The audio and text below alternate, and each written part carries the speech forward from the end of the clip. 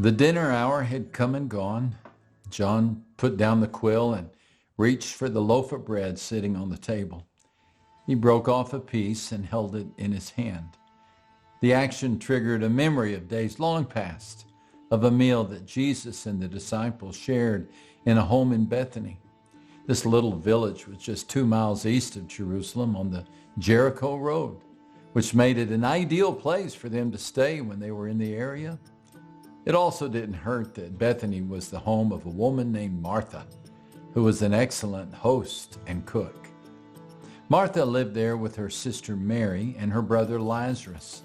They were all good friends of Jesus and often extended an invitation for him and the disciples to dine there. One evening, the disciples arrived to see Martha performing her typical duties, making sure the food was prepared and the guests were all happy and the details were covered. Evidently, she had assumed that her sister would help, but either Mary didn't get the message or she ignored it. And when John walked into the main room, he saw Mary sitting at Jesus' feet listening to him teach.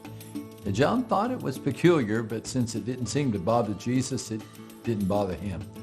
But boy, it certainly bothered Martha. As the evening shadows grew longer, John could tell that her patience with her sister was running shorter. The tension was building in the house, and eventually it erupted. "Lord," and exasperated, Martha finally declared to Jesus, "Don't you care that my sister has left me to do the work all by myself? Tell her to help me." John didn't often hear his master addressed in this manner. Jesus paused his teaching and replied, "Martha, Martha, you are worried and upset about many things, but few things are needed, or indeed only one. And Mary has chosen what is better, and it will not be taken away from her." John put the bread in his mouth and chuckled. These were happy occasions, times shared with friends and family. But as Jesus' ministry drew to a close, those moments grew few and far between.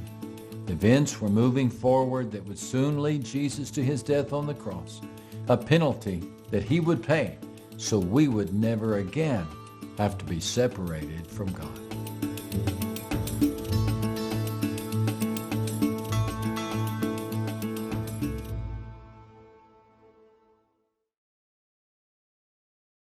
Jesus' healing of the blind man set off a debate in Jerusalem and caused him to have to retreat across the Jordan River.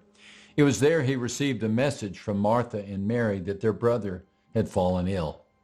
The message was simple but urgent. "Lord, the one you love is sick." It didn't look good for Lazarus, but fortunately he had something going for him, or better stated, he had someone going for him, for Jesus was a close friend. Christ responded with a promise of help. "Lazarus' sickness will not end in death," he said. It would have been easy for the messenger to misunderstand the statement and believe that Lazarus would not face death. But Jesus made a different promise.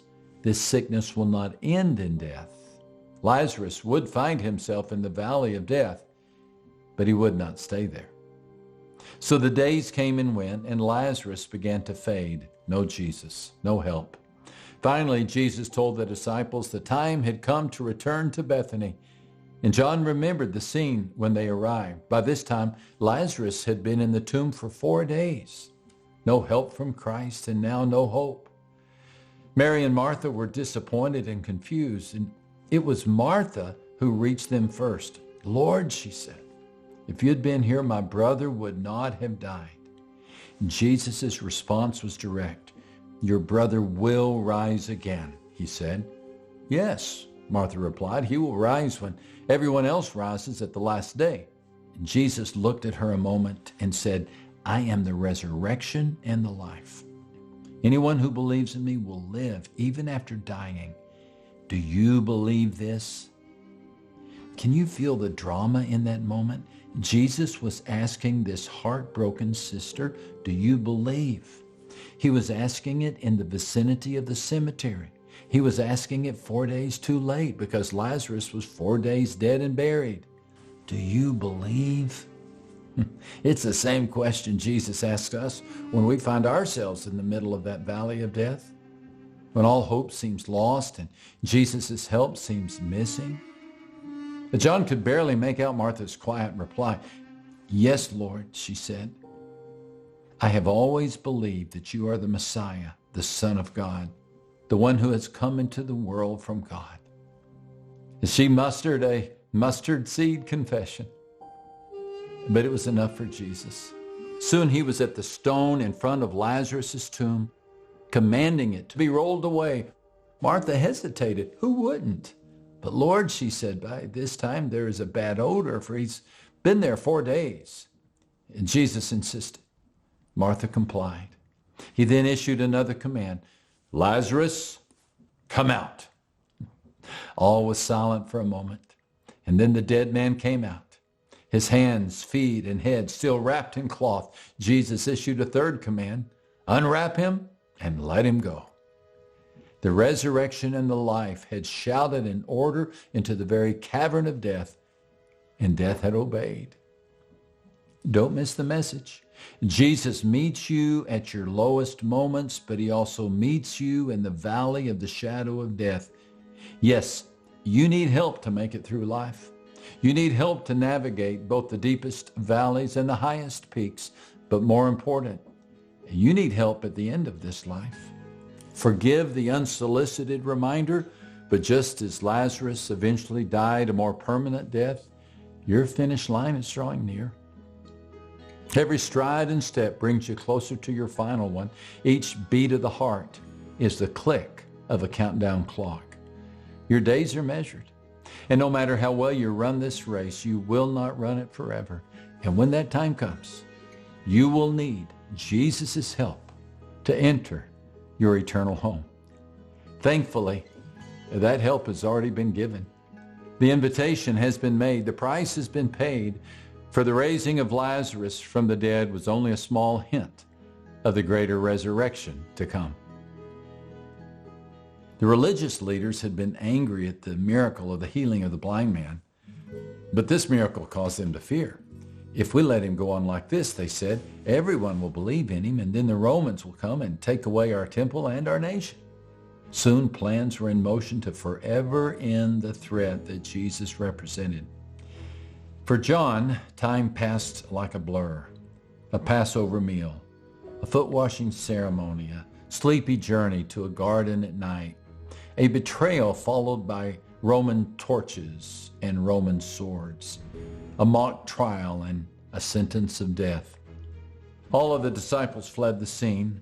Only one among them had received money to betray Christ, but all of them abandoned him in his time of need.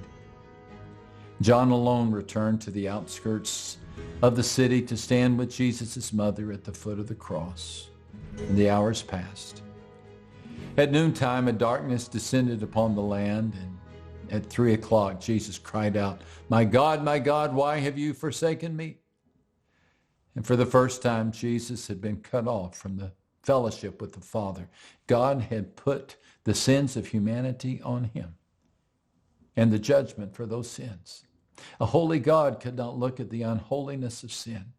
And in that moment, Jesus was entirely alone. John watched as a sponge soaked in wine vinegar was lifted to Jesus' lips. When he had received the drink, Jesus said, "It is finished." And with that, he bowed his head and gave up his spirit. It is finished.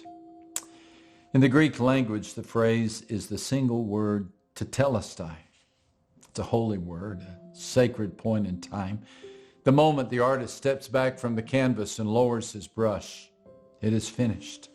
This was not a surrender, but a declaration, a victory cry. With this single proclamation, Jesus fed more than a crowd, stilled more than a storm, and gave sight to more than one man. His command at Bethany had been enough to call Lazarus from the grave. His announcement at Calvary was sufficient to save all who believe in him from eternal death. Jesus' statement indicated a tremendous debt had been erased. Indeed, the Greek word tetelestai carries overtones of a business term. It was used to signify paid in full on debts such as levies or a tribute.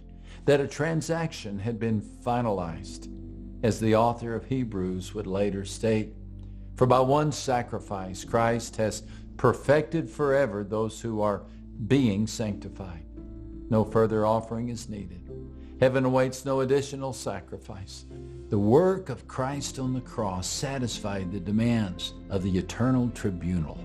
The greatest of the miracles John records in his gospel. Humanity had been redeemed. This fact was emphasized at the moment of Jesus' death, when the curtain in the Holy of Holies was torn in two.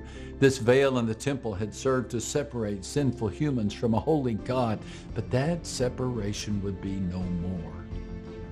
Yet another promise that we are never alone. We typically think of redeemed as a New Testament word, but its roots are in the Israelites' exodus from Egypt. When God struck Egypt with the final plague, it resulted in the death of the firstborn. Throughout the land of Egypt, every firstborn male was killed in a single night, both animals and people. The Jewish people later referred to that moment as Passover because the spirit of death passed over those who had marked the doors of their homes with the blood of a lamb. The firstborn in those households were spared, but a price was paid. Later, God said to Moses, "Consecrate to me all the firstborn. Whatever opens the womb among the children of Israel, both of man and beast, it is mine." In other words, God had claimed every firstborn within Israel for himself. The firstborn among the animals were sacrificed as an offering of worship. But when it came to people, the Lord said to Moses, "All the firstborn of man among your sons you shall redeem." There it is, redemption. The firstborn of each Israelite family legally belonged to God, but God allowed each family to reclaim their child, to redeem him or her by paying a price. It was a legal transaction. Ownership transferred once the debt was paid. Freedom granted for a fee. Jesus did the same for us on the cross. He paid the price to set us free because none of us can pay that debt on our own. We need his help. We need his redemption. Paul said it this way, "For our sake, God made Christ to be sin who knew no sin, so that in him we might become the righteousness of God." There is also a legal transaction, the supernatural transfer of our sin to Christ and his righteousness to us. Jesus, God's sinless Son, absorbed in himself our sinful state so that we, his rebellious creation, can receive the goodness of Christ.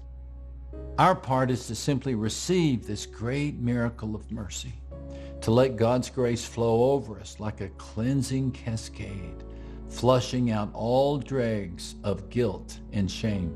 Nothing can separate us from God. Our conscience may accuse us, but God accepts us. Others may dredge up our past, but God does not. As far as he is concerned, the work is once and for all time finished.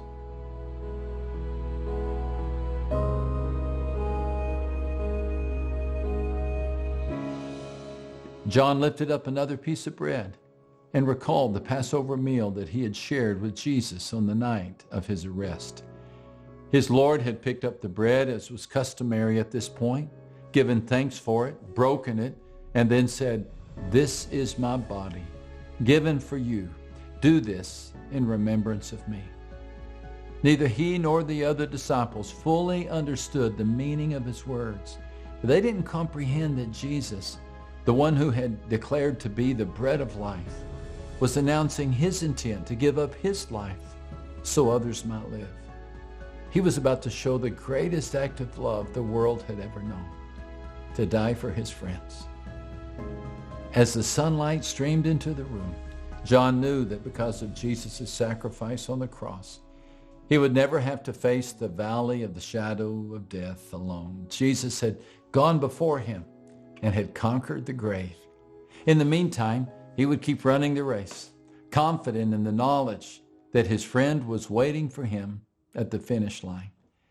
And when he crossed it, he wouldn't be surprised if he again heard those words from Jesus, "It is finished."